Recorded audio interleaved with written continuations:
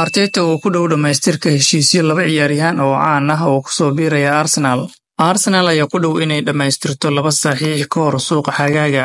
Tababaraha Gunners Mikel Arteta ayaa horey uga hadlay qorshayaasha uu ku xoojinayo kooxdiisa ka hor xilli ciyaareedka soo socda. Arteta ayaa aad u doonaya inuu xoojiyo kooxdiisa kadib markii ay markale ku guuldareysteen Premier League iyo Champions League.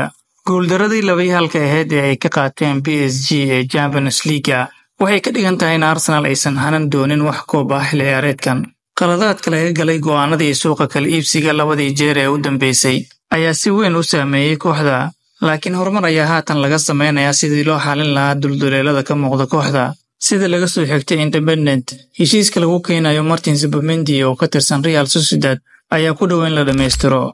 Sidoo kale goolahayaha daayarka ah ee ugu qiimaha badan Yurub, Joan Garcia ayaa la sheegay in uu ku dhow yahay in uu heshiis la gaaro Arsenal, isagoo tartan adag u galaya booska koowaad ee goolahayaha. Dhinaca kalena, Lamine Yamal oo magacaabay xiddiga uu ugu jecel yahay kubadda cagta iyo garoomada uu mar uun jeclaan lahaa inuu ka ciyaaro garabka Barcelona. Lamine Yamal ayaa doortay xiddiga Arsenal Bukayo Saka inuu yahay ciyaaryahanka uu ugu jecel yahay ee ka ciyaara meel ka baxsan kooxda Blaugrana. Yamal ayaa muujiyay sida uu u xiiseeyo xiddiga xulka England. Wuxuu sidoo kale sheegay inuu jeclaan lahaa inuu ka ciyaaro Old Trafford ee kooxda Manchester United iyo Anfield oo ah gegida kooxda Liverpool. Waxaa jira kuwo badan oo aan weli waayo-aragnimo u lahayn, gaar ahaan kuwa ka baxsan Yurub, ayuu Yamal raaciyay.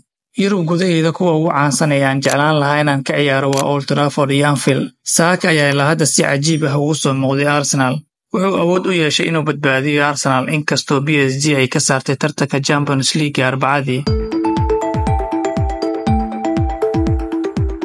Ugu dambeyntiina, Xabi Alonso oo bannaanka keenay qorshaha dib u dhiska Real Madrid xilli uu shaaciyay in uu isaga tagayo Leverkusen kadib markii si rasmi ah loo xaqiijiyay bixitaanka Ancelotti ee Real Madrid. Waxaa la filayaa in Xabi Alonso uu la wareego xilka tababarnimo.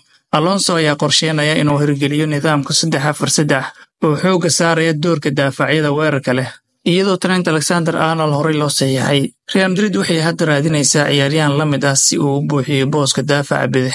Qaabkan farsamo ayaa horey ugu guuleystay Alonso, isagoo Bayer Leverkusen ku hogaamiyay horyaal iyo koob labadii xilli ciyaareed ee hore.